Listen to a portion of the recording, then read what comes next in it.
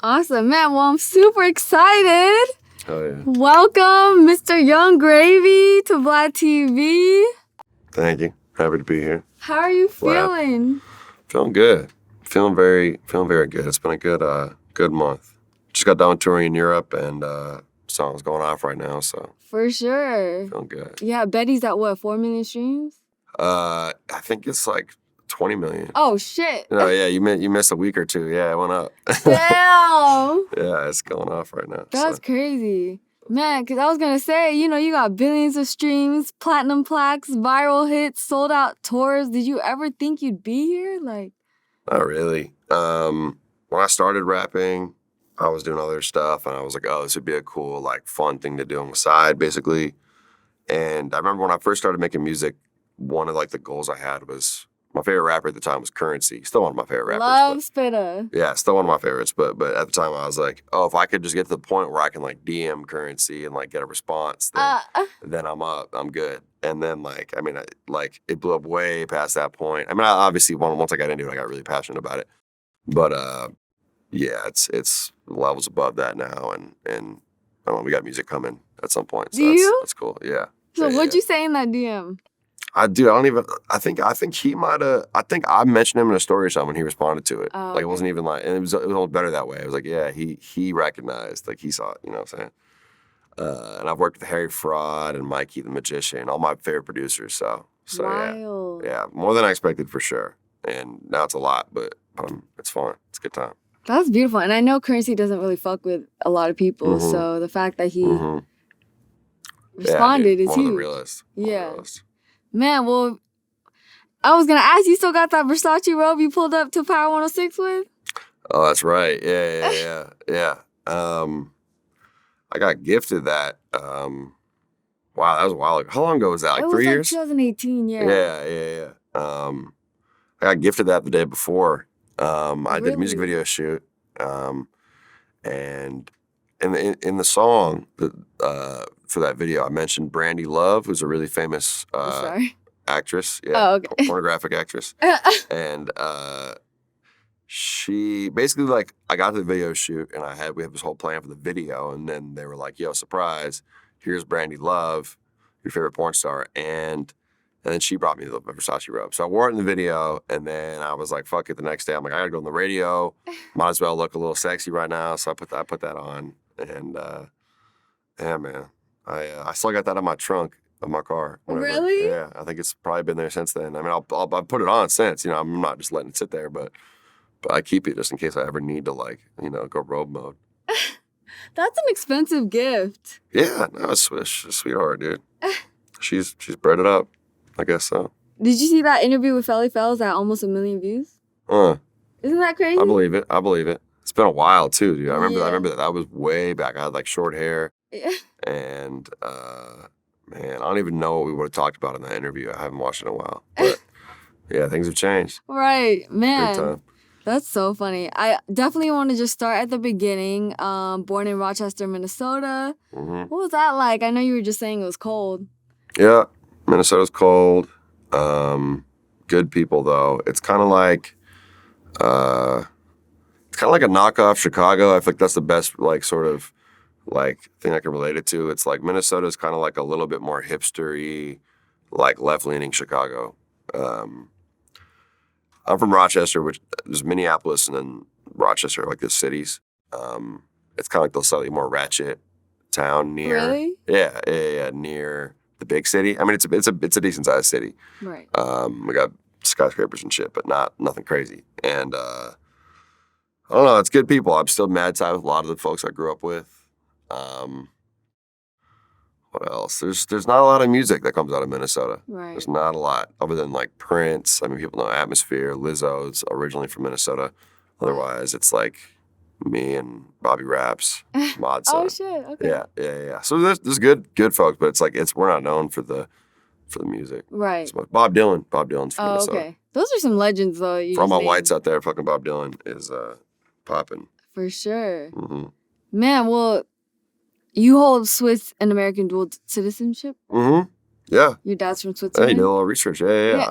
I am Swiss. My dad was born in Switzerland, 1933. Oh, wow. Yeah. I love Steve. Came over here when he was like 22. Started studying insomnia, and then I was born with insomnia. You know how things go. But He was studying insomnia? he was like my dad was a psychologist that was like a insomnia expert. So my dad helped invent the. I don't have it in every state, but like on the highway when you start to go off the road. The bumps. Stop! That shit is life-changing. My dad helped invent that in like the 80s. Yeah. That's So beautiful. my dad's out here. Yeah. That's a great contribution to society. I know that's probably saved some fucking lives. So Right.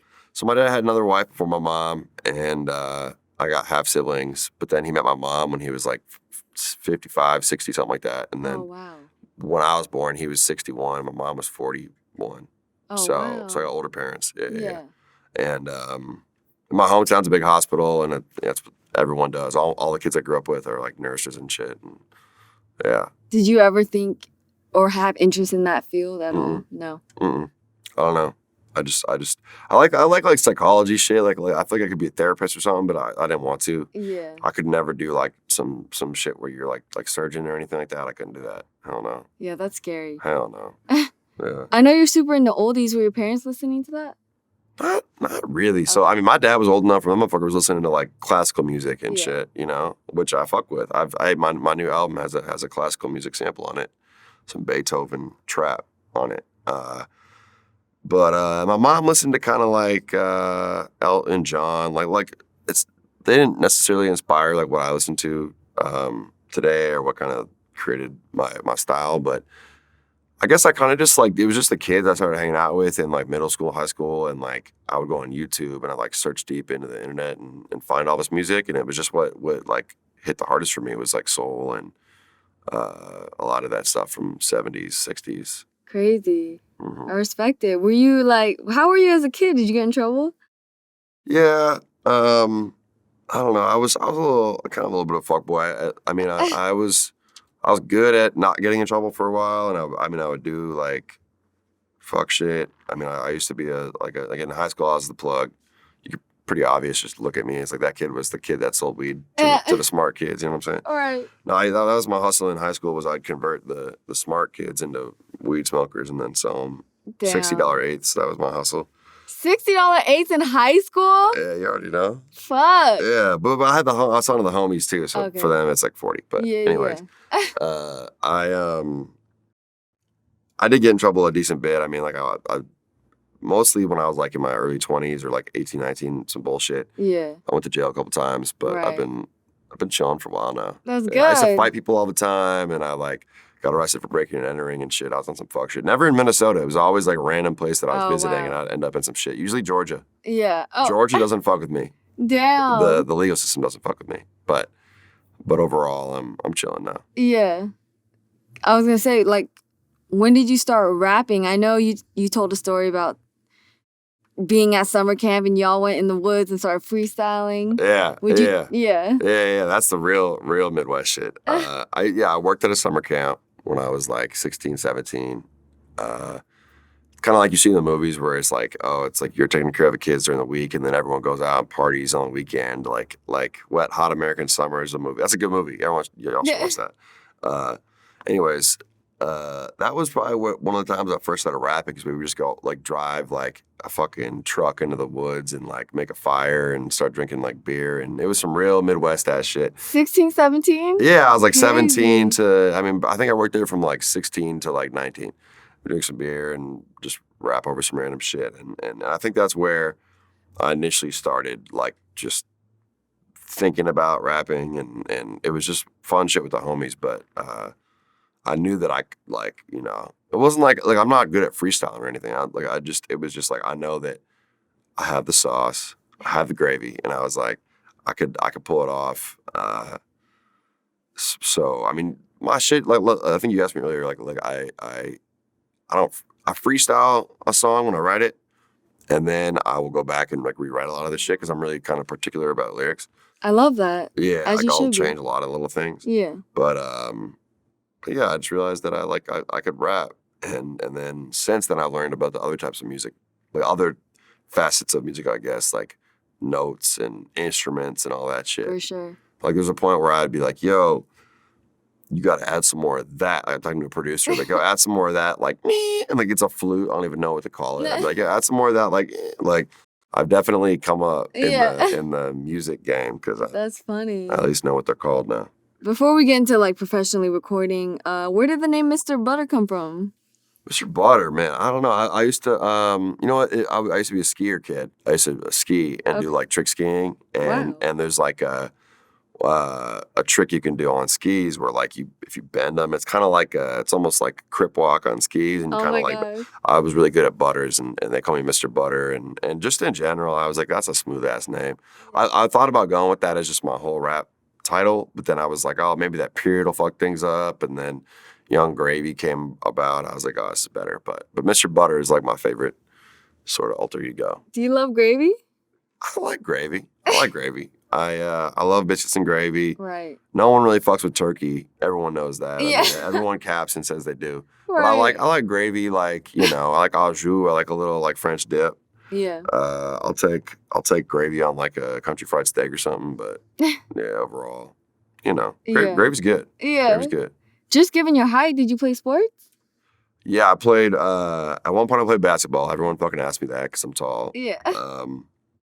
But I didn't play basketball past like 9th grade because that's when I started being a skier kid, and I would do. Okay. So I'm talking like go to competitions, do like flips and spins and shit, and that was like what I was on.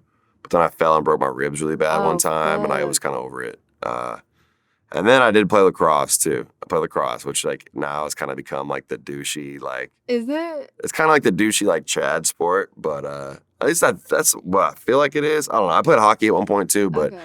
In Minnesota, I mean, when I played, it had just come, and it was the first year that they had a lacrosse team at my high school. Everyone that was a stoner was like, bro, let's go get after it. So it was like just like the fuck boy little community playing it, and we were good. And there's all these fucking stoners that were slightly athletic, and we were just like slaying shit, man. It was super fun. And then everyone else got good at lacrosse, and then I was like, damn, I'm not that fire, and I just stopped. I'm not gonna lie, I tried lacrosse in college. I quit like mid-season. I was like, I couldn't get it down. I couldn't get the basic skills. It's intense. It's like, you know, like you use a lot of hand work and you get hit all the time. I played attack, so I was like, basically I was up in the front by the goal. I was good at it. I was scoring a lot, but it was like the whole time, you know, in men's lacrosse, there's like the 3-foot poles, and then there's like the 6-foot ones that some people have. And those are the dudes that were on my dick the whole time. They're hitting me with a 6-foot piece of metal the whole time. And that's like just kind of the rules. It's like, yo, just keep hitting him until he drops the ball. So like that's kind of my job, was just get hit until you score. And like, you know, it's a weird sport, but I had fun for a while. Yeah. I was gonna say that sounds painful. Yeah, no, it's pretty painful. I know you attended University of Wisconsin. Mm-hmm. What did you study? I went in there and for marketing. Yeah, I did do marketing, but when I went in there, I didn't know what I wanted to do. Undeclared. I was undeclared for a minute. At first, when I went there, I thought I wanted to maybe be like a pilot or like a scientist or some shit. They need pilots like nowadays. A psychologist or some shit. I don't know. I had all these ideas. So I started with a bunch of random ass classes, and then, I mean, I knew that like I could kind of hustle because like I said, I had been a dealer and shit, and I was like, business was cool to me, but I was like, oh, like, I don't know. I didn't really think of it as like my main priority. And then after a little bit of time, I don't know. I've always been good at psychology stuff, and I was studying that. And I was like, yo, I just want to do like psychology that makes bread. And I was like, all right. So marketing.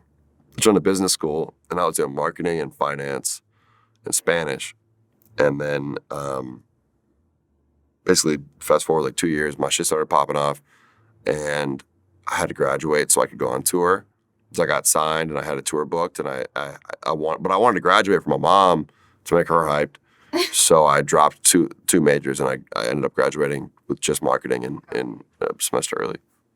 Because I think I saw you say you worked at a startup accelerator or something. Yeah. So I was helping, like, basically there would be like these PhD students or like people that would like invent shit. It was like a company that was kind of like almost like a record label for like tech. So it was like someone would invent some shit like a sleep apnea machine, and then it'd be like this like really smart PhD student who doesn't really know how to like market something. So I'd come in, make it sexy, make them like a brand name and like a PowerPoint, and I'd teach these people how to like talk to an audience and like sell it. Like I basically, it was weird because I was like a 20-year-old kid teaching like these like 35-year-old people how to like sell shit, but it worked out and everyone fucked with me hard. And it's probably what I'd be doing if I wasn't doing this, like starting some weird random ass company. But yeah, that's what I did before, was just selling, teaching smart people how to finesse. Because you essentially just apply that to your own rap career. Exactly. And then I was like, man, like I could just do this with music, right, and make it unique and tight. Right. So I was like, I have this product, bars, and a style, and I was like, I could just make it cool. So yeah, I kind of did the same thing. Man, because I know you got popping off SoundCloud first. Mm-hmm. How much of a role did that play? And did you think it would pop off? Because, you know. When I started like really putting time into it, I mean, like when I actually decided to drop a song publicly, you know, there was a while I was thinking about it. When I finally did that, I was like, I'm going to pop off. I was like, if I'm going to do this and put one song out, I'm not going to stop until my shit pops off. Like I was like, I can do it. I don't care where I'm from. I have the internet. I'm going to make it happen. So I knew when I dropped my first song that it would eventually pop off, but I didn't expect it to come to this level. But I was like, I'm going to have a good time. I'm going to have like a couple of years if I'm going to be a rapper. And I think without SoundCloud, I mean, things have changed so much since then. Like now SoundCloud isn't as big, and like, TikTok's huge and shit. Like, right, that's true. If I would have been born a couple of years later, maybe I still could have done it. But I think that where I was at with SoundCloud, like I'm so thankful and happy that I did apply it right there, and I'm like proud to be a SoundCloud rapper, because that is how I started, with just SoundCloud, and then got Twitter, and then got Instagram, and then got YouTube. You know what I'm saying? It was like, at that point, it was like SoundCloud was like the shit. You know what I'm saying? So I was DMing people on SoundCloud. I didn't even know you could do that. Most people don't even know you can do that, because that was like, I mean, Baby No Money and I, who I'm touring with, and one of my best friends, we met through SoundCloud DMs like 6 years ago. Yeah. He had like 200 followers. I had like 100. And I was like, man, he's like, your shit's tight. I was like, your shit's tight too. And at first, a lot of people wanted to collab with me because my shit was just mad unique. And then I wouldn't collab with anybody. But then he hit me up and I was like, this kid's kind of tight. Like, I want a little bestie in the rap game. Aww. And then we started putting out music, and it just popped off, and we both got way better at it. Right. That's incredible. Were you nervous to drop that first song? Yeah, for sure. I was like, I didn't want to be that dude that was like showing people their like mixtape. You know what I'm saying? Like, I don't know. There's always the kid that's like handing out like their tape, or like sending their links to their friends that they like don't even know that well. So when I first dropped my music, I didn't send it to anybody. The only people that knew, I think for the first year that I rapped, the only folks that knew that I was rapping were my 2 roommates, because they heard me. So I had to tell them about it. Yeah. But like my other best friends, my family, everybody, I just didn't say anything. I was like, they'll find out if they need to, you know? So I was putting out music, wasn't showing my face anywhere. I was going to ask, what was the intention between not showing your identity? It was like, I didn't want to like, I was like, I don't want to be associated with this unless it's real, you know, unless it really is going. And I had that job like, with the startup accelerator, that I was like, oh, if they hear me rapping about fucking MILFs and shit, like they might not fuck with me. And like I said, I was just like, oh, it'd be embarrassing if like someone thinks that I'm trying to like sell them my fucking music or something. So I was just putting out music for like almost 2 years, just showing like not my face. I had an Instagram, I'd like post stories, but I'd never show myself. And I had like all my artwork was just like vintage movie posters and shit, or like pinup girls. And eventually someone that I went to college with heard my song through Reddit. A kid that I knew from a class heard my song through Reddit, and he recognized my voice, and he was like, there's no way this isn't you. He's like, I don't know anyone else who would talk about this shit on a song. It's got to be you. So someone found out through like a Reddit link and called me out for it, and I was like, all right, so like that's a sign, like we like let's get it. So then like for like probably a couple months, I was sending out like the links to my homies and shit. I was like, all right, check this out, because I was actually kind of popping, like it was going up. And then I finally dropped my like face reveal video. I would say Clean? Mr. Clean, which I think was like I want to say like a year and a half after I first started, around that, like a year and a half. And when I dropped that video, it just blew up like immediately. And there's just hella people that are like, oh, that's fucking Matt. Like, Yeah. damn, that's who that is. And that was basically like the real start where I was like, all right, this is a career now and not just like a fun thing. That video's at 62 million views on YouTube. I bet. Something like that. How did that feel to release that? And I don't know, I just remember you riding a horse in it. Yeah. So the way that video happened was I was at some party and somebody, so I obviously was like getting a little bit of attention on the internet, but I was like, dude, it was like barely. It was like SoundCloud. Like I think when I made the video, Mr. Clean probably had like maybe 200,000 streams on SoundCloud. Wasn't even like up anywhere else. That's still pretty good, but But yeah, no, to me that was fucking huge. But people, I was at some party and someone recognized my voice and was like, "Yo, you're on Gravy, aren't you?" Like I figured it out, and then literally me and that kid ended up like we just bonded over it and we made it. We were like, "Yo, let's shoot a video." He's like, "I film stuff for college." Like that was like his major or whatever. So we like linked up the next morning, all hungover, me and these three dudes, planned out a video.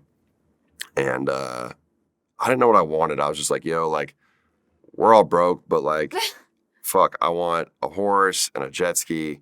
And I don't know, like, let's just go to all the best spots in town. We were in Madison, Wisconsin. And basically, I just like phoned in my friends, like exes and shit for the girls in the video. exes? It was my exes and shit. And then somebody knew, someone who had a horse and someone who had a jet ski. And like, the video ended up costing like, less than $50 because What? we were just calling in favors, and it was like, I mean, obviously, like they bought the fucking drone beforehand, they had all that shit ready, but Right. still, it was like we all wanted to just do it together. So we shot that over like a week or two, and it came out sick, and then I dropped it, and it blew up, and I ended up bringing that kid on tour for 2 tours. Oh, that's my awesome. video guy. Yeah. Yeah, I think after you did a tour 3 months later, that sold out really fast. Yeah, it was that was the one where I was supposed to finish college in May. Oh, okay. But then this tour got offered, and I was like, well, I'm not gonna use this college shit anyway. So I graduated in December, and then 10 days later, tour started. Did you pull the yo? I'm a rapper. You gotta let me. There was a few times where I'd be in class and like I would walk in like I was getting flown out to labels to meet with them and shit. Right. And there's a few times where like I'd walk in and like there'd be bad bitches in my class, and I would just like kind of purposely just say it a little extra loud, like, "Hey, I'm sorry, like I got this letter from Universal Music Group. Like, do you mind if I go fly to New York tomorrow and miss class?" Like, you know, I flexed a little bit. I was casual, but I flexed a little bit. That's hilarious, man. How did the Republic situation happen? And you know, that's fairly quick for you to get signed. Like, yeah, it was like there was a while where I was meeting with labels and I was like curving them or like, you know, trying to negotiate, because my shit was blowing up pretty quick at that point. I mean, it's nothing like right now, but it was like to all these labels, they were like, everybody was hitting me up. I probably met with like 8 no way. labels. Yeah. Did you have management or anything at the time? I had a manager and I had a lawyer. That was the first thing I got, was a good lawyer. Yeah. A good lawyer who was handling shit. And then I had like kind of had management. I've changed all that shit since, but met with a bunch of labels.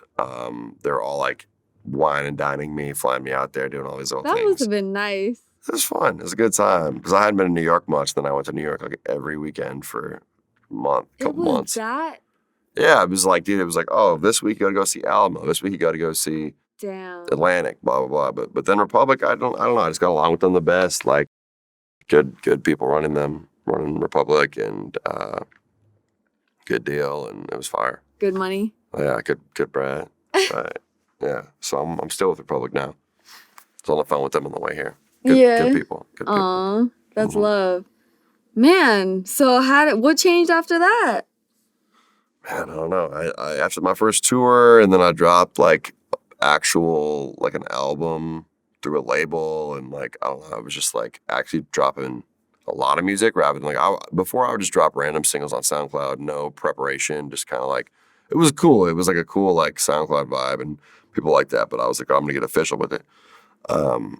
Dropped like a full length album and started just putting out way more stuff and doing interviews and shit. And it just kind of like blew up from there. Like I started touring a lot. Like after that first one, I want to say it's been, let me think, it was 2018. So it's been like 4 years and I've probably done 300 shows. Crazy. In that window. So like I've been touring a lot. Like it's a lot of time. Yeah. Out of every year. And obviously 2 of those years were fucking COVID. So no touring. So it was like within those open little spaces, I was on the road hella. Do you love it? Yeah. Okay. It's really fun. I like traveling. Yeah. That's why, like I said, I wanted to be a pilot at one point. I wanted to travel. Hell yeah. So I found a better way to do it. Right. And yeah, like doing shows is super rewarding because I get to meet the fans and the hardcore people that are super into it. And I get to like, I don't know, just like showcase stuff and test things out. And it's super fun. So I'm kind of almost used to being on tour all the time at this point. Like, because I started touring in October of this past year after COVID kind of chilled out. And I don't think I've really had a break since then until a couple days ago. Like it's pretty much been, I want to say almost close to 100 shows. That's crazy. Since October. Yeah, it's been wild.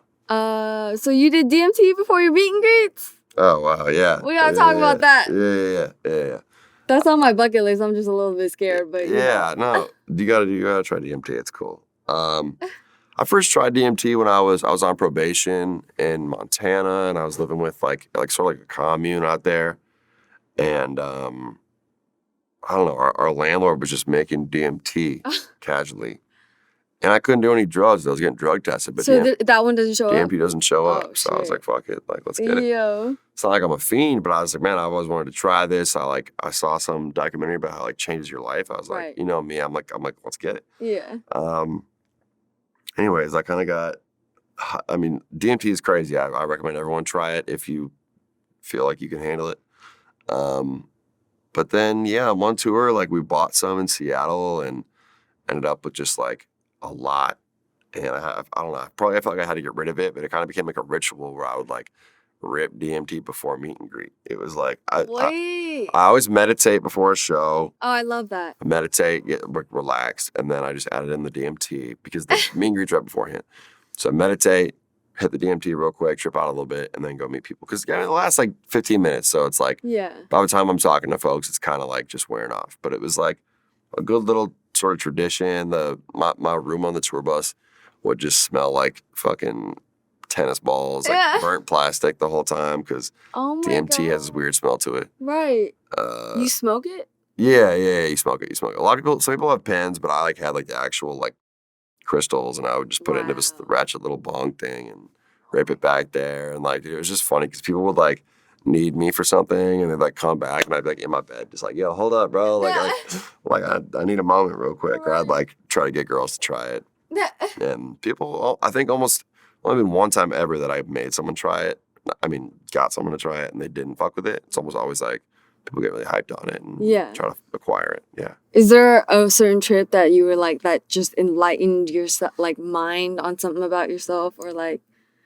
It's like people say that like it's like life changing and you like learn new things, and like I wouldn't say that, but I definitely every time I do it, it's like you come out and you're like, damn, like my brain is capable of some wild shit. You know, it's like, damn, like my brain is capable of doing a lot more than I thought, and like I want to like access that.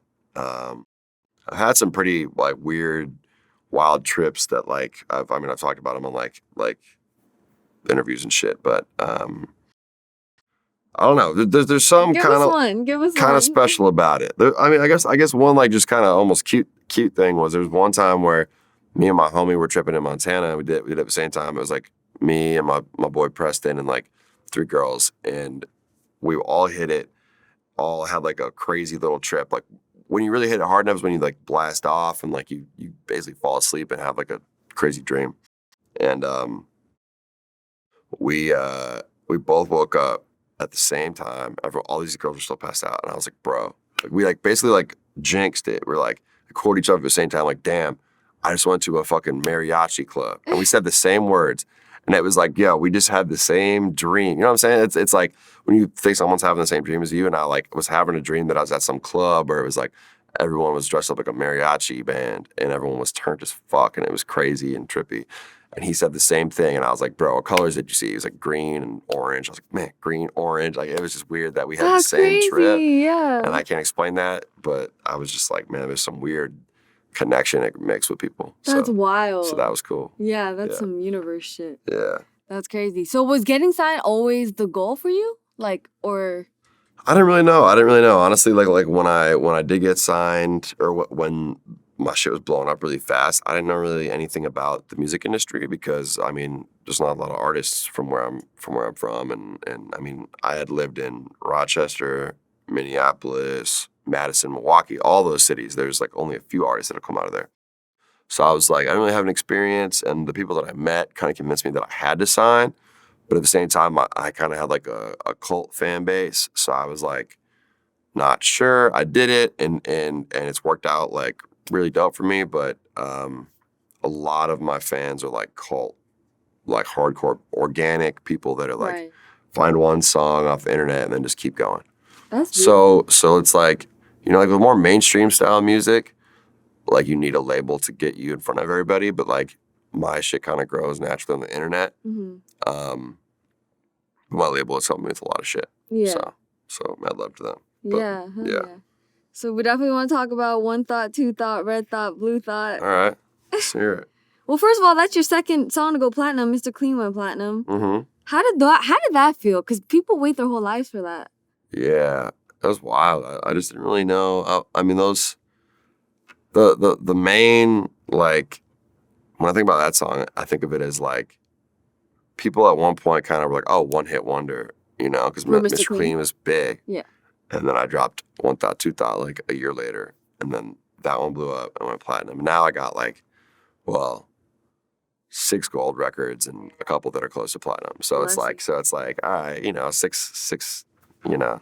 You can retire now. 6 No, just kidding. You know what I'm saying? Yeah.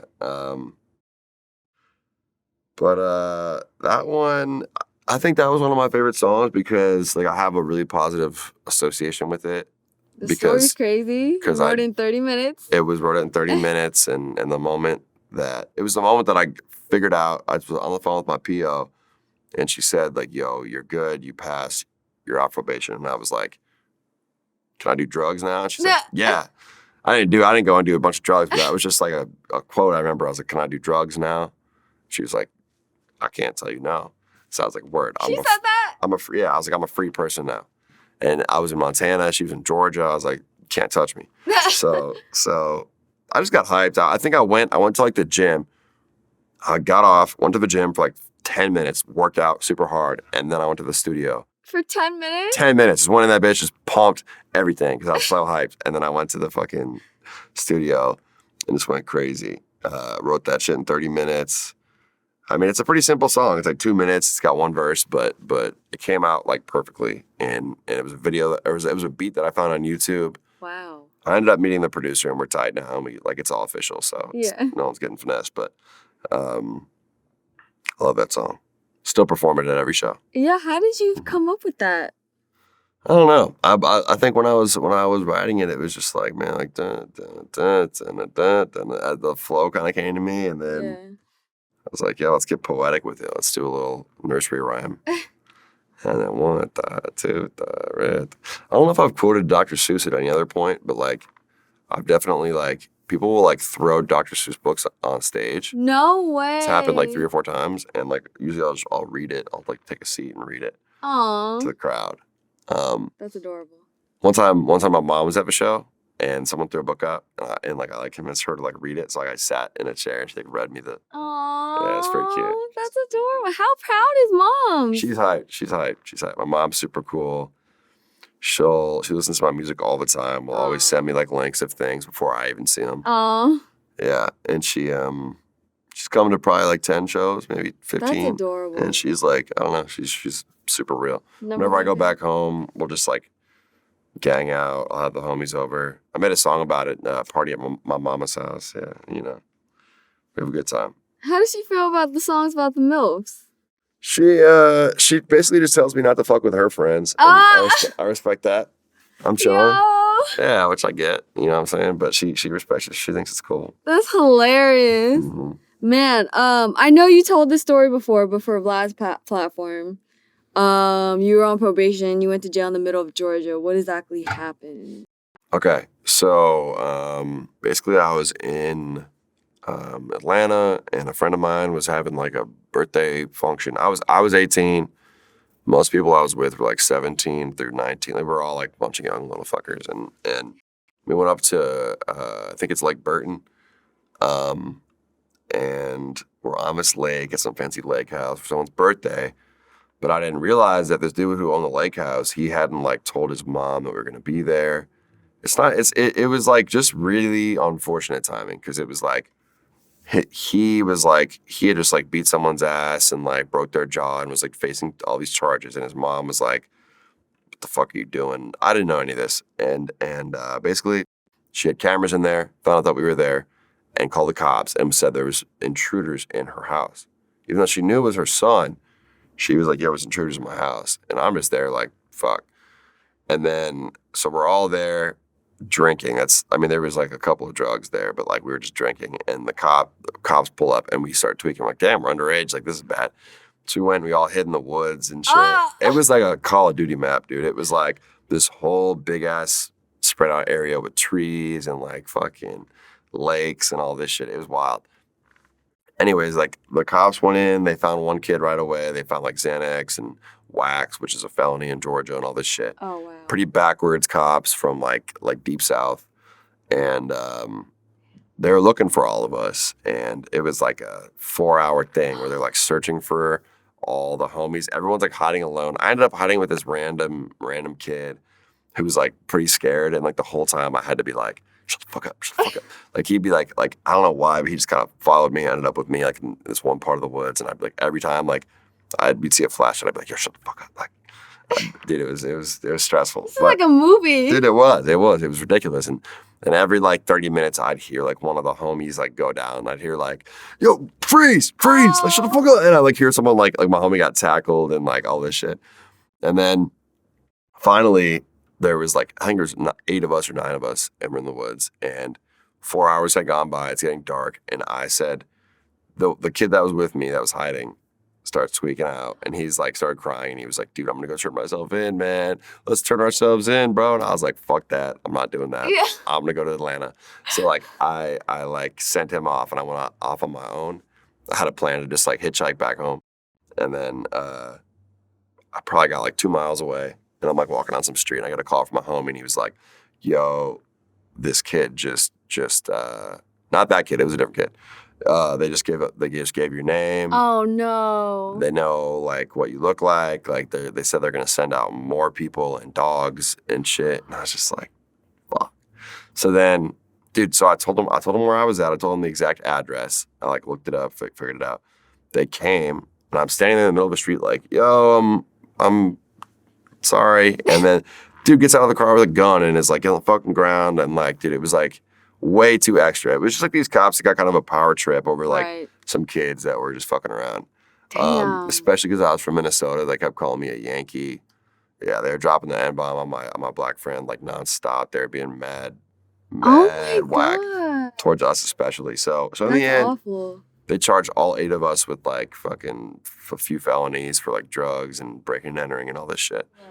And it was like, basically, it was kind of like, yo, don't bring them to court, because if you do, the jury's going to be from that city, and they're going to have the back of the cops, you know? It was like, basically, it was like I had to get a lawyer and just like kind of accept my fate. But I got all the felonies dropped. Good. And then I got a shitload of probation and community service, and that's why I went to Montana. What was in Montana? I had a homie who ran a thrift shop up there. Right. Yep, a friend that moved there, and he ran a thrift shop, and I was like, dude, if I go there, like, just live with the boy. I wanted to get away from Minnesota because I was like, I can't do drugs. I want to be away from like bad like temptations and shit. And I don't know, I just knew that he could help me like kind of finesse through it. So, because a lot of businesses don't let you work more than like 6 to 8 hours in a day. But I was like, I'm trying to get this shit off my record. 10 hours a day. I was working 10 hours a day, and I was like, bro, let me do this. And I do a little extra shit on the side to finesse it. That's first of all, I didn't know you could do community service at a thrift shop. Yeah. It's like, it's for the community. I mean, it was like Yeah. a thrift shop, community, like donation center. So, Oh, okay. so yeah, like a Goodwill type vibe. How did it feel to be finished after that? Fucking great. I made a hit. Yeah, right. The moment I finished. Yeah. Right. Felt really good. I did that. And then, actually, so that day, the day that I got off, I wrote that song, went to the studio. No, wrote the song, went to the gym, worked out for 10 minutes, went to the studio, recorded a whole song in less than an hour, wrote and recorded in less than an hour. And then I had a flight to Arizona because I was going to go shoot a video for Mr. Clean there, which never dropped because, I mean, this dude shot a video and like the files got corrupted. Oh, shit. So there was a whole other video for Mr. Clean. Really? Yeah, it was this comedian dude named Gage Harris. It was kind of just like, we just put it together quick because we were just fucking around. I mean, I was going to Arizona either way, just like have a little break. Yeah. But yeah, I flew out there the same day I got off. It was like, oh, I'm free now. I'm going out here. So there is a video. I've dropped like clips of it, but there's like a very less well cut, crispy video of Mr. Clean that's out there. It's just like little clips of me in Phoenix doing random shit. But that's hilarious. yeah, it's out there. But that you made that after you shot the original Mr. Clean? No, that was before. Oh, it was before. Yeah, Oh, okay. I had it on deck for probably like maybe 2-3 months. Crazy. So I dropped 1 Thought, 2 Thought, and all that shit before the video for Mr. Clean. This was all out. Oh, okay. And I had like a lot more shit, but then finally it was like, all right, time for a video. Yeah. Yeah. Mm-hmm. Man, that's wild. Mm-hmm. That year you also linked with Ugly God on Kathleen. Yeah. That was like one of the first people I collabed with. Ugly God, I always loved his shit. Shout out to Ugly God. I was one of his first interviews. Really? If not the first. Yeah. Really? Yeah, dude. He's so cool. Oh, that kid. We met up, I think it was at South by Southwest. And we just got along super well. I don't know. We were just both like SoundCloud kids that were just fucking around. And yeah, we got along super well. And I still talk to him. Yeah. Shout out to Royce and his kid. Aw. Yeah, I made Kathleen. I just had a sick beat. And I was like, dog, I'm trying to make a song about MILFs. And he's like, I'm with it. So that's what we came up with.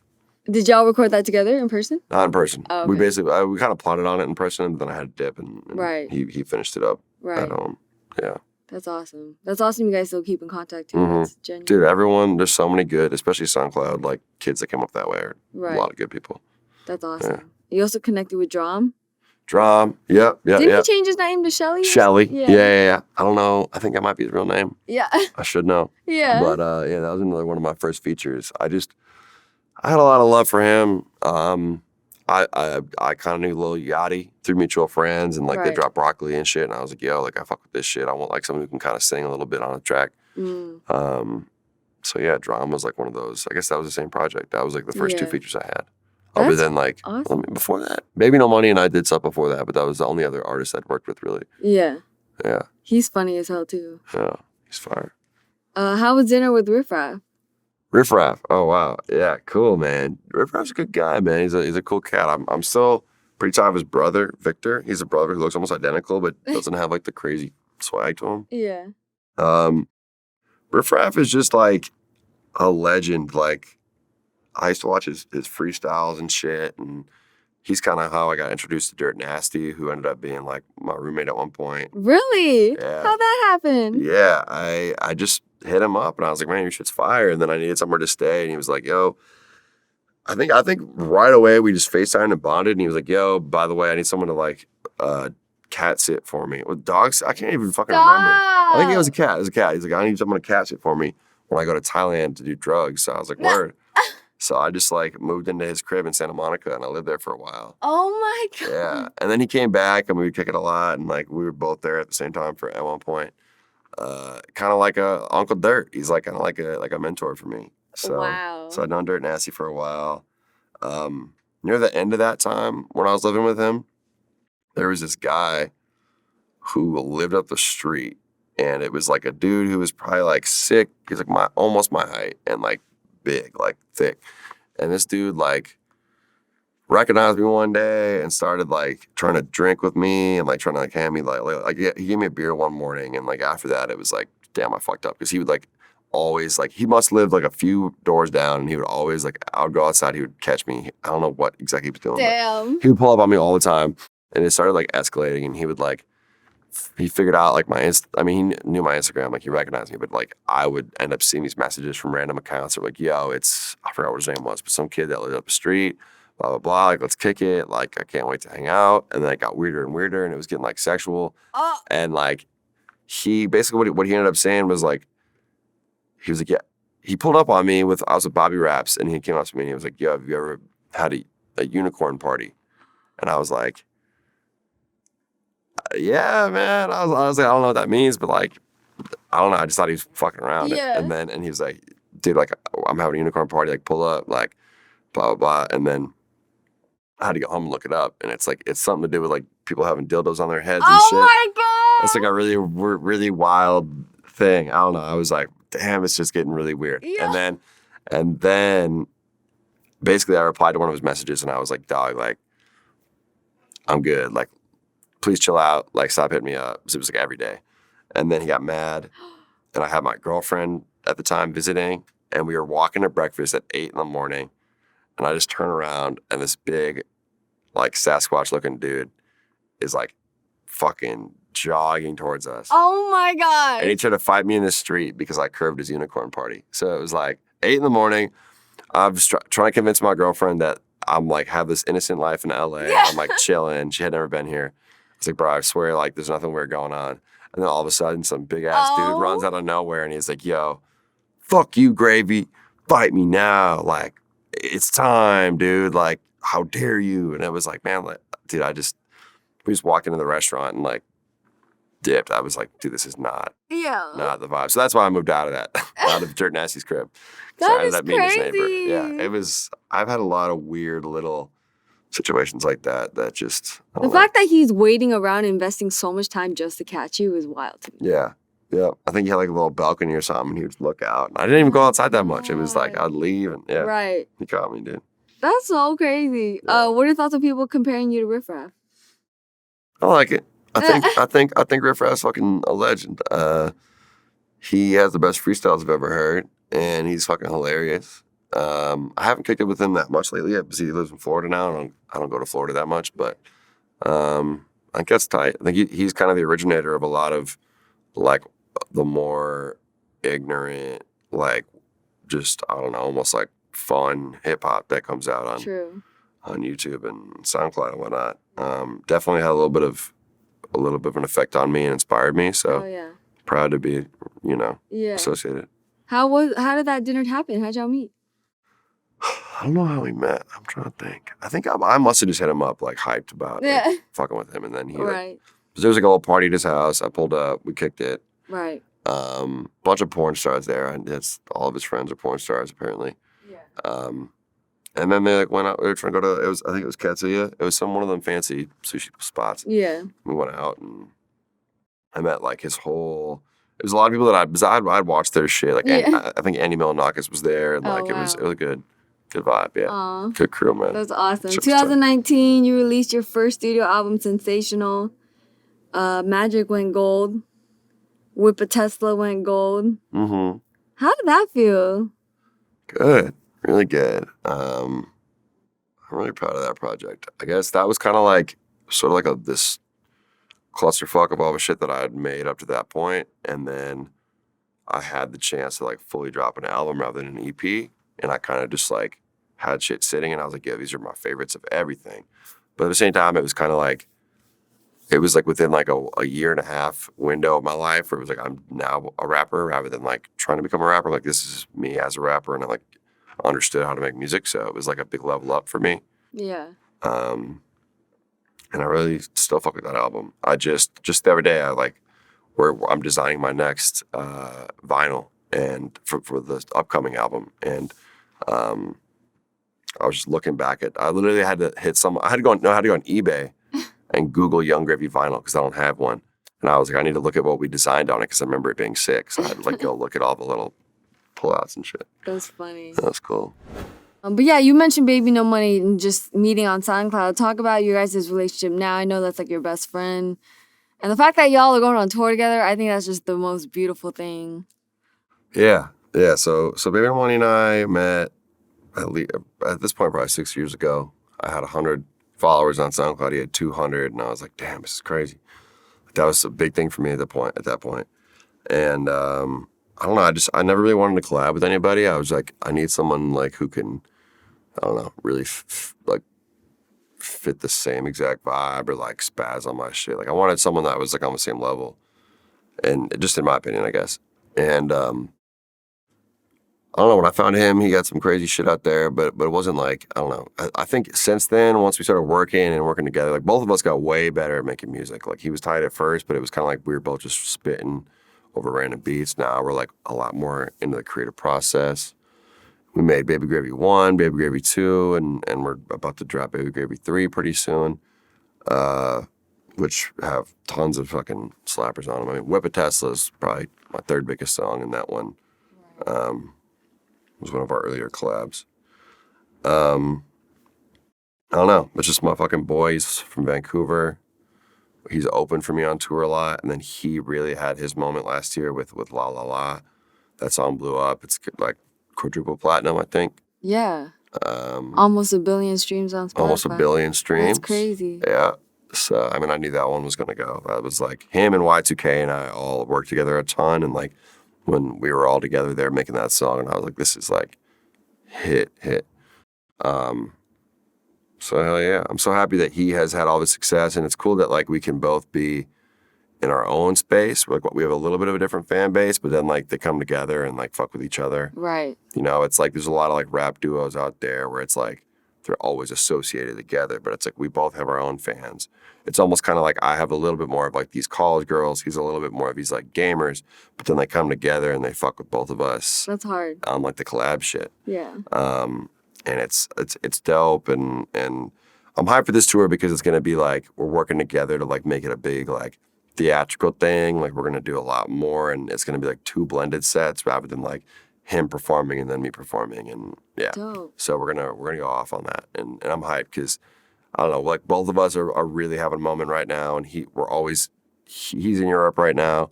And when he was in the U.S., I was in Europe, and it's cool. So yeah, to finally like have some time to really cook up. So for sure. Is that why you're rocking Vancouver Grizzlies? Yeah, you already know. I was just there. I was just there for a festival. Oh, nice. Actually, no, I had this jersey before. It's my favorite jersey. But yeah, I guess that is why I'm repping. For Baby No Money. Do you have a crazy memory with him just from the past tours y'all had? Man, there's probably like a few. Trying to think about like the wildest. I know, please. Man, I was a bad influence on him. He was like he is a good kid. Not always trying to get him to like try drugs and stuff. And like he's good. Not like hard drugs, just like whatever it is. Like what? Like just like I think I got him to try perk one time. Oh, okay. Shit like that. Like just me feeling like a bad influence on like a wholesome fucking kid. I got him to like he's one of the most peaceful people I've known. And then one time like we were in Amsterdam and this dude dropped the N-word on my homie and I was about to fight this dude. I've never seen Alex, Baby No Money is like built and he could definitely fight. He's athletic, but he's just super peaceful. First time I'd ever seen him get into like fucking it was sick. That wasn't that long ago. So wait, so he hit him? No, he didn't. We were just about to fight, but I was in someone's face, like on my shit, because I'm always on some. I don't know. I used to fight people a lot. Yeah. But it was just crazy to see my boy like step up like that. Like you never know when you have friends that you don't know like when it comes down to it if they're gonna like step up or not. And it was like, dude, he went beast mode. He looks like Johnny Depp or some shit, but he's like a little bit more built, and he came in hot. I'm trying to think of like a good like anything wild we've done, because I feel like there is, but it's been like too much. Yeah. Let me marinate on that for a minute. Did you have anger management issues? Is that why you were getting in fights? I never really had anger management. I just had like a weird I don't know. I had like a weird thing where I didn't fuck with frat kids at one point, and I would like just try to like provoke them. And I was when I was in college. I mean, this is even before I was rapping, but I like have this weird thing. I would just get drunk and I'd like kind of want to like, I don't know, be on some shit. Cause I would see people being like a dick. Like basically if someone was like being like a little bit of a dick, not to the point of deserving their ass beat, I'd be like, oh, well, fuck it. Like I'd just beat their ass. I don't know. It's been a while since I've been on that, but I would like provoke people into trying to hit me, and then I would just do my thing. Yeah. But eventually, like in New Zealand on tour one time, I broke my hand, and I know now that like if I like, it's easy to re-break. I have like literally like the punch fracture. It's like right here. So if I got in a fight again, there's like a chance I could break it again. They're like, oh, you won't be able to write anymore. Oh no. I was like, I got to be able to sign a check. Yeah. You know? So I valid. Yeah. So I haven't fought anybody in a while, and I think just overall it's probably for the best. Yeah. Also, you never know who's gonna end up being like an MMA fucking trained fighter. You know. Facts. So do you move with security? I usually bring. I mean, not really security. If I'm in a place like, I guess the places where like I'm the most likely to have some sort of issue would be Minneapolis or Atlanta, and I'll always bring one of my homies with me who's like can throw real good hands or can handle shit. But I don't like moving with like crazy security. Right. Yeah. Why So I guess wherever you see me, just so everyone knows, if you see me somewhere, one of the people that's with me is a trained fighter, even if they don't look like it. Mm-hmm. Why Atlanta? What happened? Dude, I don't know. I've been out there too much, and I always get fucked up there and just end up in some shit. Like I don't really have beef with like a specific person or people or anything, but it's just like people like to. I think something about that city. There's just like this energy. People just want to fuck shit up. Like I said, that I went to jail there. That's story I said earlier, and had other weird situations there, fights there, and I don't know. I think it's probably my fault. It's probably I go there and I get in the mood to like wild out, and then shit happens. So for a while I grew up a little bit. The last like 2 years, I've been chilling. Mal, definitely want to talk about working with Atlanta fucking GOAT Lil Baby. Mm-hmm. Alley-oop. I actually didn't even know until I was researching that you had a song with him. Yeah. That was like, I love that song. That was early on in his career. I mean, I think he dropped like Sold Out Dates. Love Sold Out Dates. Shit. Like that's what I had heard. And I was at the studio. I think it was Street Execs or maybe it was Triangle. It was one of those studios in Atlanta. And I was with like the quality control people. My boy Jay Rich was the one who brought me there. And basically I was just like playing shit. Like I was about to record my own shit. But like a lot of artists were walking in the room. And I remember Yachty walked in the room.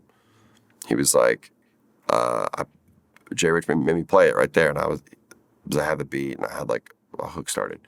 And Yachty was like, oh, it's pretty tight. And then a little bit more, he dipped and a little more time went by. Offset came in, played it. He fucked with it, but he was like, oh yeah. He was like, oh, this shit hard, but like, I gotta go do something. And then Baby walked in and he was like, this shit is hard. No way. Like, let's get it. Let's get it right now. So then like, that was how, like, and I had fucked with like 2 songs by him. Like I knew of him, but he wasn't anything close to like how big he is now. Right. I was like, we just met and I was like, I fuck with this dude a lot. He's really cool. I like his music, but it wasn't like I went there with the intention of like getting a feature from him. It was like, I just fuck with this dude and we got along really well. And he spit his verse right there. And just off the dome. Yeah. I mean, within a couple hours. It was quick, so it was cool. He's really talented and that shit came out so hot. And then like a month later, we shot the video. The fact that you pulled up for the video too, that's awesome. Yeah. And that was like when, so the song dropped, and then he dropped his album with Gunna, the Drip Too Hard, or Drip Harder. Drip Harder? I think so. The album he dropped, the first album he dropped with Gunna. I don't know. I love all the songs on it, but I can tell you what it's called. When he dropped that, he's blowing up like crazy, and then I wanted to shoot a video, and he pulled up and Drip Harder. Drip Harder. Okay, all right. First guess. Yeah. Nice. We, dude, just a good guy. Like he was, and it was like from when we made the song to when we shot the video, maybe 2-3 months had gone by, and he was like a whole different level, like huge, and he was the same humble dude. He was mad chill. Yeah. The fact that you got a free Lil Baby verse. It was wild, yeah. And he just within a year of that, he was, top 10 biggest artist. Right. Yeah. So that was awesome. That's crazy. I mean, you blew up too. Yeah. So same to say. Yeah, thank you. Things have been up lately, especially. So. Yeah. How was it working with Juicy J? Juicy J, actually, when we first worked, it was remote because it was peak. COVID. No, was it? No, was it? No, it wasn't COVID. I think it was just like I was on tour or something. Yeah, when we first started working, It wasn't cool. It was just like I was on tour and I FaceTimed him and we like he was fucking with the song. And then we ended up meeting up at a festival. I think it was Rolling Loud. And dude, so tight. I mean, Juicy J is like top 3 for me, like one of my favorite rappers ever. 3 6 Mafia is my favorite artist if I had to pick one. Yeah. So like that was really big for me, and that was my ultimate like feature goal ever. Like the main person I'd ever want to get on a song was Juicy J. So like to get that and have him fuck with it and like stay in touch. Like I could text him and just catch up like that. That's one of the biggest compliments to me in my career. Just being able to get in touch with this artist that inspired like my style and what I rap about and just like everything. Hell yeah. So that was, I mean, I want to do more music with him soon, and that's the play. He produces too, right? Produces too. He's got sick stuff. I've heard a lot. I'm talking with the Suicide Boys too, and sick. They have done a lot of work with Juicy production wise, and like he's got crazy beats. Yeah. Crazy beats that are just so many out there. For sure. What are who are the other top 2 rappers? I guess, let me think. I mean, honestly, Lil Wayne was up there. Right. Made that work. We made that happen, which was sick. I've actually never met Lil Wayne in person. Okay. Yeah. I think every other rapper I've met in person that I've worked with. But Lil Wayne, sooner or later, I FaceTimed him. Also very, very down-to-earth guy. Yeah.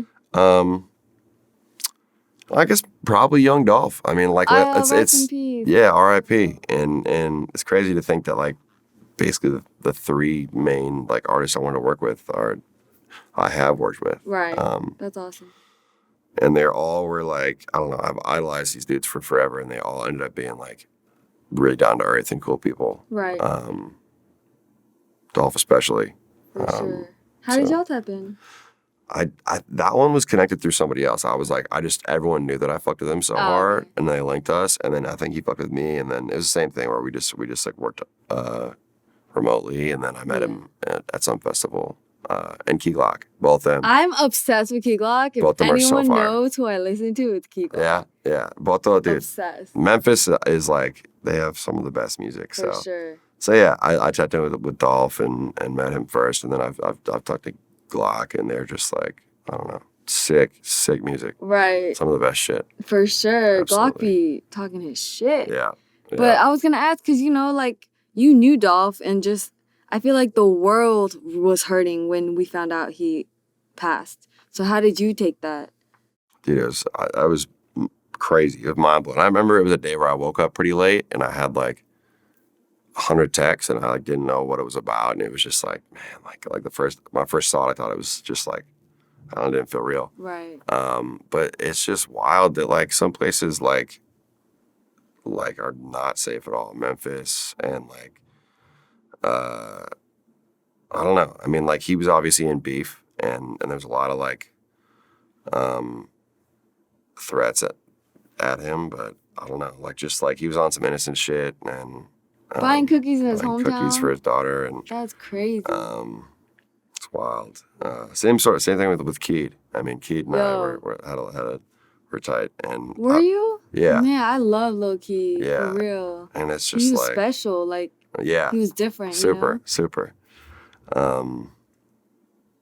So yeah, I don't know. It's just crazy. It seems like some of like the best artists out there. Also like X, Peep, Juice, like artists will just like, I don't know, get taken away way too soon, and for sure, it's scary. I think it feels like people are being more aware now of the drug side of things, like fentanyl and all that. At least from what I've seen, which is good, but it feels like beef between people is always gonna exist, and it's like I wish people were more peaceful. For sure, that's all I am too. And I found out after the fact that Lil Keed had a drinking problem. Did you ever see that side? No, I didn't. I mean, we only hung out in person a couple times, but no. Yeah, I don't know. I think in his case, I mean, it's just like some things just like happen. It's like fuck, just like I don't think he asked for it. No, for sure. It wasn't any sort of like, it was just bad luck. So yeah. Man, I remember I interviewed him. He had his daughter with him. She was so beautiful. Like, it It just breaks my heart when they have kids that they leave Mhm. behind because it's just like, bro, Yeah. Yeah. It's wild. wild. Man, on a more positive note, oh yeah, so how did you get Lil Wayne to do the Oops remix? So in that case, I basically like I had said, if I had to pick any artist I wanted to work with, it was like Juicy J, Dolph, and Wayne. I'd gotten Juicy and Dolph already, and then Oops was really popping off, and it was actually at my label because Young Money is under Republic also. Yeah. And I don't usually ever pull in like a favorite from the label because it's like it feels more natural to kind of like DM somebody or like meet them in person and make it happen that way. But in that case, it was like they're like, yo, we need a remix for Oops. Like it's popping off. Let's fucking get it. Like, and they're all like, yo, we really want to get Coi Leray on it. Love. There's another artist, and I was like, yeah, that's tight, but like Lil Wayne. Yeah. I was like, I fuck with it, and I fuck with her hard, and Yeah. I would have had both of them on it, but I was like, I know that y'all signed Lil Wayne. I know you had the direct line. Yeah. Let's see what's up with that first, and then they're like, I don't know, like if he fucks with it, he'll do it, but if he doesn't, like basically they're like, we'll find out. Yeah. And then within like 24 hours, I woke up and I had like a MP3 in my text. And I was like, all right, let's see what's up. And he spazzed. So yeah, that was sick. Within 24 hours, that's crazy. Yeah, it was really quick. He literally just went and like, that's exactly what they said. They're like, if he likes it, he'll go to the studio, he'll do it immediately, and you'll have a great verse. If he doesn't like it, like, we won't hear back. Crazy. So yeah. How hyped were you when you heard that? Oh, so hyped. Especially because like he snapped. It was a crazy verse, and then he said Wheezy Gravy, like, you know, addressed me, you know what I'm saying? I love it. Yeah, that's tight. It almost seems like every song you drop goes viral. Have you had a song that flopped? I mean, I guess like, I haven't had a song that like fly. I mean, obviously when you drop an album, there's all a bunch, so it's like not every song is going to be fucking massive, but I wouldn't say I've ever dropped a song where I was like disappointed. Yeah, for sure. You know, and like even like, let's say it was like the least performing song on an album, there's always hardcore fans that'll come to like a meet and greet or something and be like, yo, that's my favorite. So it's like, I've never had like a dud, in my opinion. And I wouldn't like let that drop because I'm like pretty particular and I'll re-listen to that shit a bunch. Yeah. Personally, like before my music drops, I'll listen to it nonstop and like keep on like making sure it's perfect. And like once it drops, for some reason, I just really don't like hearing it again. I'm like, oh, okay. I like get annoyed or like, I mean, obviously when the songs blow up, like I have to perform them and I hear them on the radio and shit. Right. But it's like, if I'm like with people, if I'm like at a function and like DJ starts playing my music, I'm not hyped on that. Yeah. You know what I'm saying? So because that's what they do when you're in the club and you walk in, they're gonna play your music. Always. And I just stand out a little bit too much. And they're always, there's so many times where I'll go to a club, I'm like, oh, thank the Lord, no one really notices me. I'm probably just cooling right now. And then I just hear my shit come on. I'm like, all right, well, someone because then they put the phones out, they expect you to rap. Yeah, exactly. I just think of Designer because every time Designer pops out, the DJ will start playing Panda, and I'm like, bro is so sick of Panda. Oh yeah, that's funny. I can't even imagine. That's wild. That shit bangs though. Yeah, right. That's funny. How did you start collaborating with Chief Keef? With Chief Keef, how did I start? I think I met him through a friend from Minnesota. Actually, one of his like management crew is from Minnesota, Brandon, and I met him through Bobby Raps, and they had done a song together with Bobby and Keef, and I think I just went over to the crib one time. He was like, "Yo, pull up, meet Keef, and like if he fucks with you, then like we can maybe make something happen." And then like we just got along really well. Yeah. He's like a quieter dude, but like once like he gets to know somebody, he's you know, pretty charismatic, and I guess he fucked with me. Yeah. Like me and Keith are tight now, but at first it was like, he might not fuck with you. Don't press it. Yeah. Don't be annoying. And I was like, word, I'll just pull up and see what happens. And then we got along. We made Tampa Bay Bust Down, and then I went back again like a couple months later, and we made Drip on My Dresser, which was on my more recent album, and another song that is in existence that isn't out yet. And damn, y'all more to come. You made 3 songs then? Yeah, we made 3 in like a couple days. Wow. I think we're gonna work again soon. I love working with Keith. He always goes like above and beyond on features, and I recently linked him with Cochise, if you know Oh Cochise. yeah. From San Columbia. I fuck with him super hard, and he was talking about how he wanted to work with Keith, and I was like, bro, like You plugged it? Yeah, I was like, I he will love fuck it. with you. I was like, I guarantee he will fuck with you. So like, Yeah. let's get it. And then I linked them up, and his album dropped like a month ago, I think, or a couple weeks ago, and that song with Keith is one of the hardest on there. That's awesome. Yeah, so I was proud of that. I'm like, damn, like this wouldn't sound like this if I wasn't. Right, Mr. A&R. Yeah, so that felt good. That's dope, because I always respect when artists have big followings and they're able to help out like the younger people or up and coming. Did anyone help you up coming up? I don't know who helped me the most. First artist to fuck with me and like sort of even like acknowledge me would be like Lil Tracy, Lil Peep. Oh wow, that's fire. Yeah. Okay, I didn't know you had a relationship with Peep too. Yeah, just like they just showed love. Like they like had like reposted my shit on SoundCloud, and we met a couple times. They're like the goats of that shit. Yeah, The underground wave. Yeah, Like, totally. I stay in touch with Tracy still. Who else like promoted my shit? They would like repost my shit on SoundCloud, which back then was like the biggest thing, you know, like a repost. X reposted my shit on SoundCloud one time. Wow. Rest in peace. Man. R.I.P. Otherwise, like, I mean, Dirt Nasty, I think, is like one of the people that I idolize the most that showed me love and like actually felt like a mentor. Like for sure. Taught me things about LA and introduced me to people and like how to kind of like live and thrive with this type of career, you know? So I got a lot of love for Simon too. Did you party with Peep? Party with Peep a little bit, yeah. It wasn't like, dude, he's super down to earth guy, not as crazy as some people. Not crazy, but just like he wasn't like off the drugs like some people think, you know? Yeah. For sure. I just noticed, do you have Martha Stewart tatted on you? Mm-hmm. Yeah, it's her signature. She after we collabed, I'm gonna zoom in on that. I asked her to sign me. Wait, stop. So like we did a whole commercial. Right, for her frozen food line. For her frozen food line.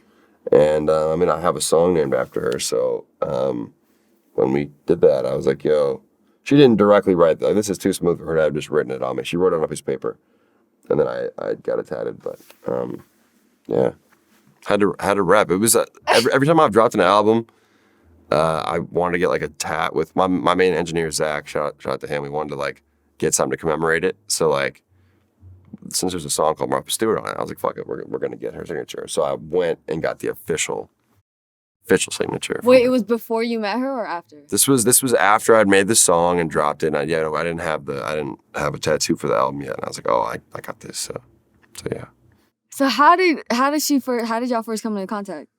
I just made the song about her because it was like it just made sense with what I was rapping about. Like I was already rapping about being in the kitchen, you know what I'm saying, having MILFs and shit. And then I was like, Martha Stewart is the GOAT of both. And I named a song after her, kind of rapped about it. And then I think maybe 3-4 months later, maybe 6 months later, someone on our team hit me up and was like, yo, Martha heard it. She fucks with it. Like, let's do something. So, wow. So then like the whole campaign was like when they dropped the James Bond movie, we made a little commercial that would play before in theaters before that movie. So that's huge. It was cool. I went to see that movie just to see my thing, and it was, dude. I went. It was in like I was on tour. It was in like Kansas or some shit. I went to a movie theater and like, dude, I was so hyped because it was like right before the show. I'm turned up in the back with my friend, and I was like, oh, it's not. I was like, oh, it's not gonna play. Like they're not gonna. And it was the last commercial before the last trailer before the actual movie started, and I was like, fuck it. And I got up and I was like. Half the people in the theater looked, some of them didn't even go fuck, but I was like, yeah, that's me. That's me, baby. In Kansas. Yeah, in Kansas. Man, did you ever think you'd be friends with her when you made the song? No, I didn't think she'd ever hear it. But I was like, when I made it, I was like, this would be sick if she did. Yeah. You never know, some things happen. But now we're tight. I mean, we've kicked it like 4 or 5 times. Right. We went, we watched the Kentucky Derby together. We went to I performed at a bat mitzvah, and she's my date. She was Wait! yeah, it was lit. That's hilarious. Yeah. How did the commercial come about? Like, did she ask you, like, yo? I think her team was just like, yo, this is sick. Like, this could be good for some promotion stuff because they're obviously open to doing a lot of things. I mean, Right. she worked with Snoop and shit. Right. And I don't know. I think they did a lot of the creative. They're like, yo, we're just gonna do like a sort of a little narrative where she's looking for some new promotion and she FaceTimes you. And it was the middle of COVID, so I just FaceTimed her and we chopped it up. And I was like, I was being mad flirty on the camera. It was funny because like people were like, yo, chill out, bro. Yeah. Text me and shit. But no, it was cool and we put it together and I had to make a slightly cleaner version of a song for that, which is out there.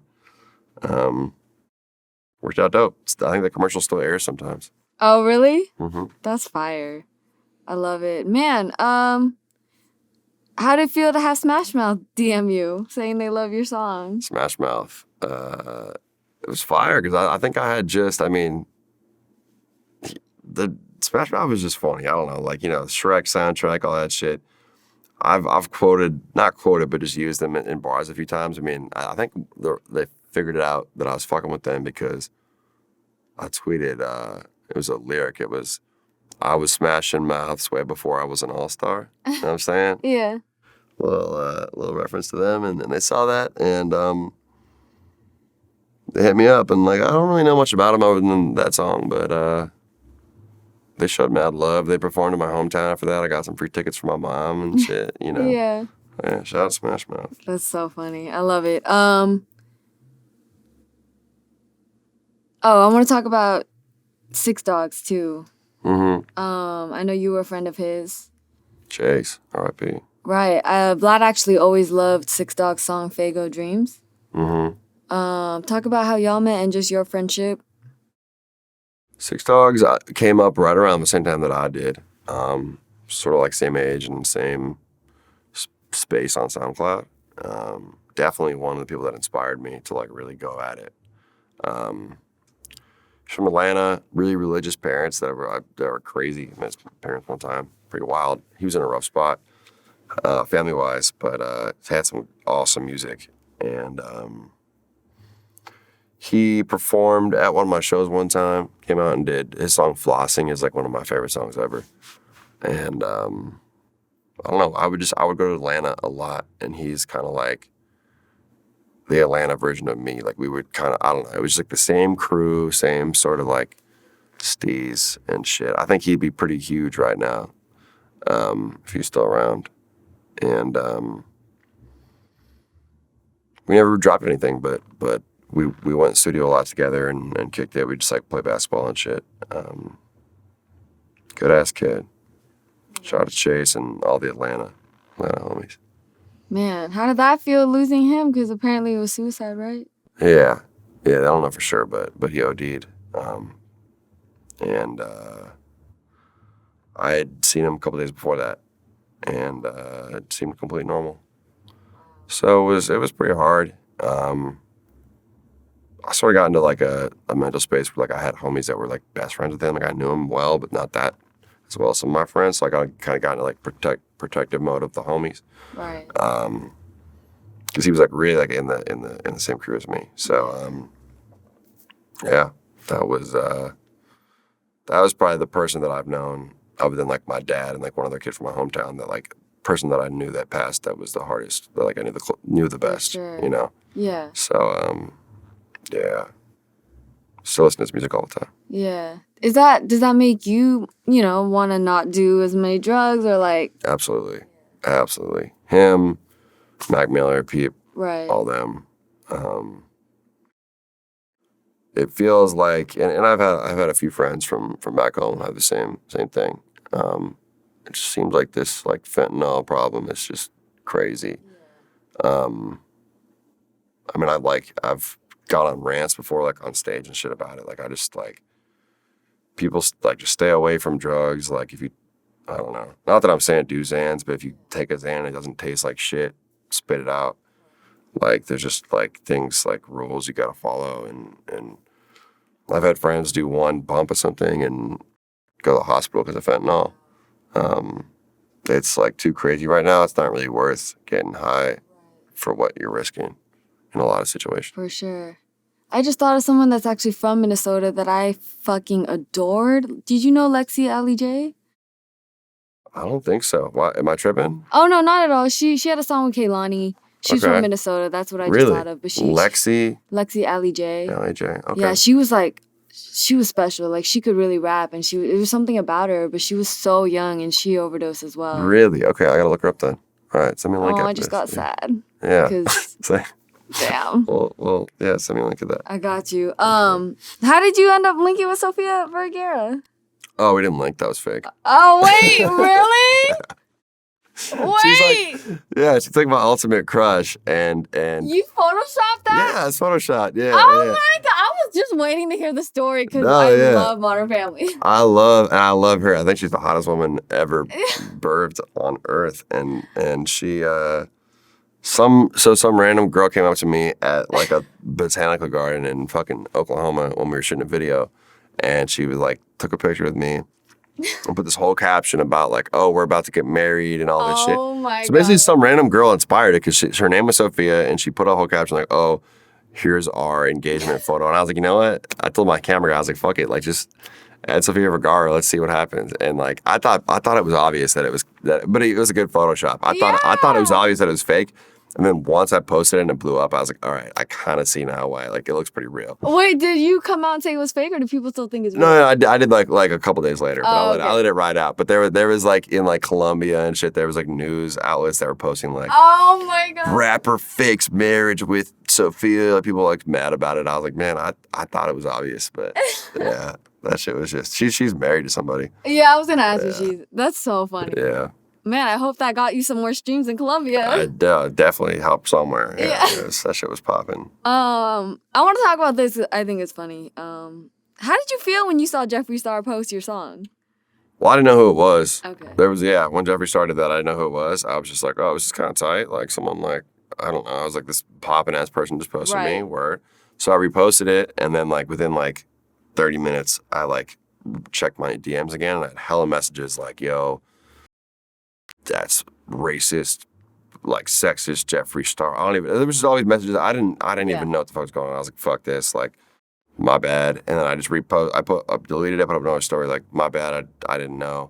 And then I think on Twitter, I just retweeted the shit, and I was like, nah, like I just said no or some shit. Like, basically, I don't fuck with this, and then it really blew up, and like everyone thought we had like this huge beef or something. Right. Obviously, I don't fuck with them, but it was like, I was basically just trying to like, I reposted it, and then I was basically just trying to say like, all right, never mind, my bad, like I don't fuck with this. Like, I don't even know shit, I don't know what the fuck that is. I don't pay attention to like fashion stuff. Yeah. And then I was just kind of defending it, and then it started this whole thing, and there was like People magazine, all these magazines were posting about it, and I was just like, yeah, I don't fuck with them. Yeah. I don't think it's a whole fucking story. Like, I don't think it has to be all over, but yeah.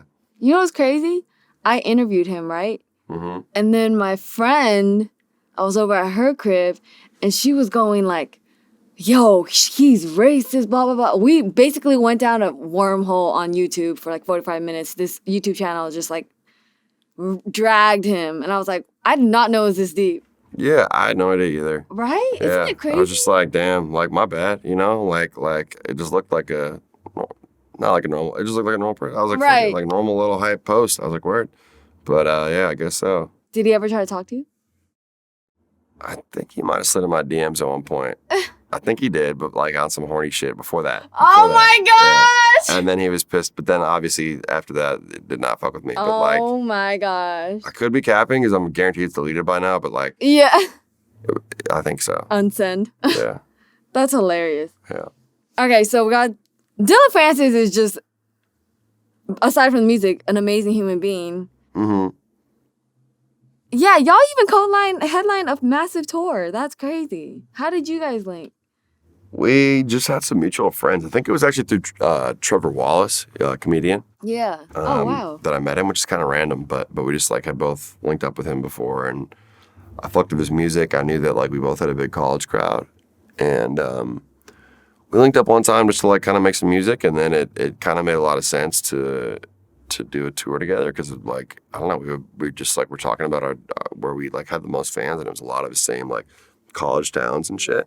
So like, fuck it, let's do like a big tour together. And then came together really quick, and it ended up being crazy. I mean, it was the highest production tour I've done, biggest rooms. We had big ass video walls and like 4,000 to 5,000 capacity that rooms. EDM crowd is different. It was cool because I would get new fans, he would get new fans, and it was like basically I would do a big set, and then he would do like kind of like it would be like people that were like big Gravy fans would come out, get the opener, and then my set, and get like the full experience, and then he's doing like a party thing. So then everyone is kind of drinking, turning up like a normal EDM set, and then at the end I would come back out and we do a little bit more, and it was a cool show. It was really dope. Mm-hmm. How was it playing with Limp Bizkit? That was really fun too. Limp Bizkit was cool. I mean, I'd never really thought I'd open for somebody. I didn't like the idea of it. But then, I mean, I've only ever opened for Suicide Boys and Limp Bizkit, who both were just like legends in my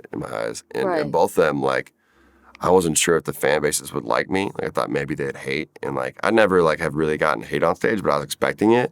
But I said, fuck it, like, let me just see what happens. Yeah. And in both cases, it turned out really well. Like, it was like I'd say in both cases, like, maybe like a 1 out of 5 people in the crowd actually ended up coming for me. And there was a lot of fans that knew all the words and shit. Right. Or maybe they were just people who happened to be big fans of both. Yeah. But it was crazy to see how many people actually were fans of me.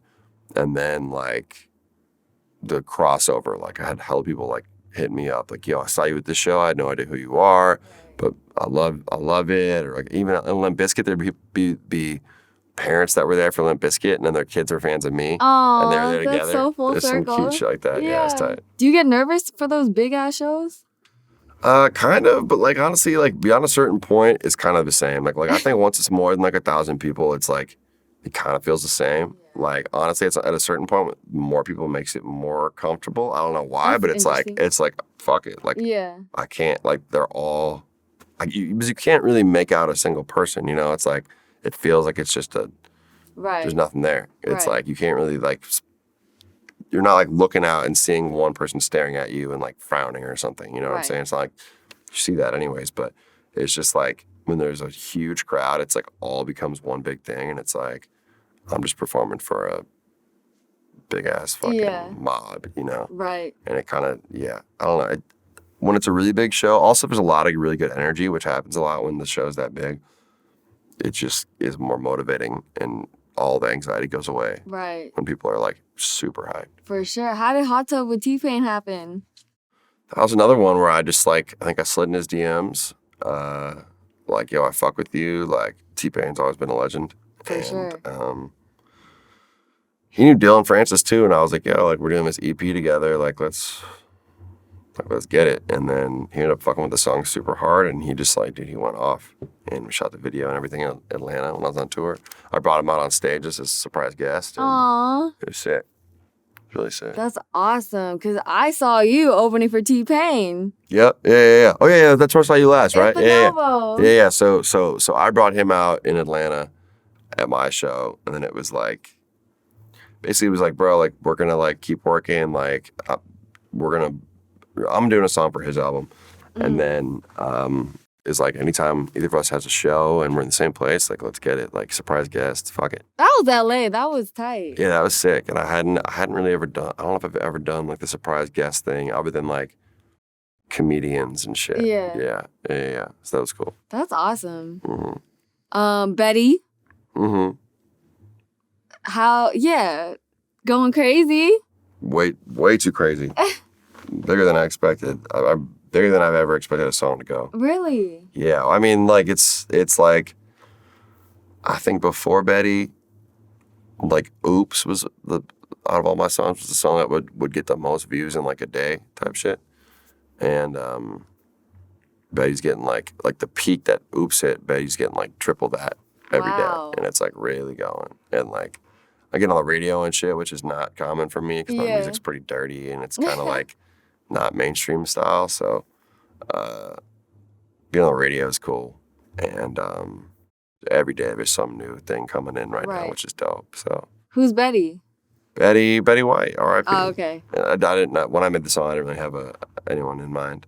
I just like to name, when I don't have a name for a song, I usually pick like a MILF name. I think that's like the 8th one. Damn. I think I got Karen, Patrice, Kathleen, Cheryl, Charlene, Debbie, Sandy, Oh my gosh. and Betty. Yeah, That's yeah. hilarious. So that's 8. When did you ever get backlash from the MILFs thing? No. Most got respect. I think. Yeah. I haven't really had any yet. No, I haven't really. What would they be mad about? I don't know. I haven't really had any. Haven't really had any L's yet. You said you fucked your elementary school friend's mom. How did that play out? They don't know. They don't know about it yet. Or I don't know if they will know, but it played out. I guess just to kind of give you like a hint at it. I guess it was kind of just like something you'd see in like a Pornhub, like a Brazzers video. It was a professional situation that turned into a pipe situation. It was cool. Professional. Mm-hmm. It was cool. I'm not saying anymore. I'm not saying anymore. What's the oldest female you slept with? 48. Okay. It's not crazy. You know, it's a little up there, but it's not that crazy. You know? Yeah. Yeah, I go higher. Fuck it. You know what I'm saying? I was 24, I think, so double. Yeah. She doubled me. Yeah. Is it hard, like, I don't know, you're single now? Mm-hmm. Is I'm it single. hard to date girls when you're rapping about MILFs? Are they like... Not really, because it almost kind of gives them an excuse to slide in and be like, oh, like, you can make me a MILF or whatever, blah, blah, blah. I mean, obviously, if that's their entry, it's not really, I'm not really trying to date them on site, but you know, it's like I think people like girls, I think hopefully most people know that it's not, that I don't only like MILFs. And Totally. But some, you know, if you think that, then shit. Right. At least they try. And, you know, it kind of gives them a little extra motivation to, you know, try to finesse. Yeah. It's all good. I haven't really dated a much older woman before. Like most of my girlfriends were around my age. Yeah. Yeah. Did Addison Ray's mom respond? She did? What happened? We'll find out. I don't know. We haven't planned a date yet, but I got a response. Yeah, we'll see what's good. She responded quick too. I was like, damn, she's on that. So I mean, she followed me, and then I posted a video hyped about it, and then she made a video that was like, oh, my next date will be with Young Gravy or something, like some cute little. You gotta wow her. You gotta take her somewhere fancy. Oh, I know, but that's the thing is like, dude, she's probably out flexing me. I don't know where to go. I gotta like learn how to cook or some shit. You know, so. But she, I don't know. I got the DM back. We'll see what happens. We'll see what happens. I'll keep you updated. Right, You'll that's be the hilarious. first to know. Yeah, I can't wait. I know Young Thug is one of your favorite rappers. Mm-hmm. Have you guys crossed paths? I've met Young Thug a couple times, but it's always been like at a club or some shit where it's like we haven't like I've talked to him briefly. He definitely knows who I am because I know there's been a lot of times where like I'm the only person like tall ass white kid in his section because like, I have some mutual friend. So he definitely he probably knows there's something that I'm Gravy. And I'm like, he's like, oh, there's that kid again. Yeah. But we haven't like talked about making music or anything. Right. Might be too late at this point, but I fucking love Thug. Still listen to Thug every day. Man, I was gonna ask how you feel about, you know, obviously the RICO case with him and Gunna has just been crazy because the fact that they're using rap lyrics against him in court. Like, how do you feel about that whole thing? That is wild. I don't really know. I never thought that could even really be like actual evidence. I don't even think it can. I don't know if it can, but that's why people are tripping though, because it is. Yeah, because it's like, I guess I don't know. I haven't caught up on it recently, but like that's just wild to me that like, I mean, they're trying to pull out anything to try to finesse them. You know what I'm saying? Like that's just kind of a whack situation. I don't know all the details, so I can't really speak on like who's in the right, but like free Thug, free Slimes. Shit, man. Fingers crossed. I hope for the best. For sure. Real quick, how do you feel about people calling you a meme rapper? Call me a meme rapper. I don't know. I guess one of the first times my song blew up was like a meme compilation of some music, and I was like, all right. So then, if you want to find a reason to say meme rapper, there you go. Yeah. But I wouldn't say my music is like I'm not out here trying to like make a joke out of anything. Totally. I basically, the music comes first. I make a song and then I spit what's on my mind, which can be funny. But I'm not going into it like no hit on Lil Dicky, but I'm not going into it to make a song that's kind of like a joke about being high or some shit. You know what I'm saying? I mean, I guess I don't know. It's a random example, but I I guess I'll take meme rapper because if I'm a meme rapper, I guess I'm probably the best. You know, facts. That part. But yeah, I don't make music for memes. You know, I make music for myself, and I spit what I want, and then people perceive it how they want. Right. I hear you, man. Well, is there anything you want to plug? What are you most excited for? Shit, I got another single coming soon, and then my album this September. First like project I've dropped in a long time. I think it's been about 2 years. And then Baby No Money and I are going on tour all November and December, which is all the US and Canada. I think it's about 30 shows. And we're gonna have Baby Groovy 3 out before the year's over too. So I got 2 full albums dropping before 2023. Crazy. I'm hyped on it. I finished that my album cover's done. Every song is done. I listened to it through. It's my biggest album yet. Okay. Slaps way better than my other shit. Not way better. I mean, all my shit all kind of hits. But no, it's fire. It's definitely I'm the most proud of it. So hell yeah, it'll be good. Last question: do you have any goals for yourself?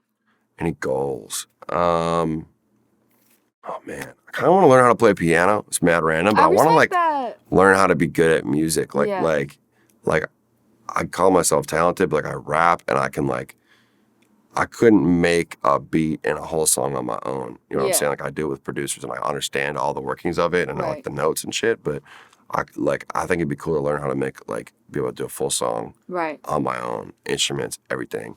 I can't really sing. I think I could probably learn how to sing. And I want to get a little healthier, you know? Drink less, fucking eat healthier, all that shit. For sure. You know, just like adult business. I want to get my adult shit. Hell yeah. Yeah, I'm working on it. For sure. Man, it's been a pleasure. Thank you so much. Thank you. It's been a pleasure. Hell yeah. We support you over here. Gang shit. Appreciate it. Yeah.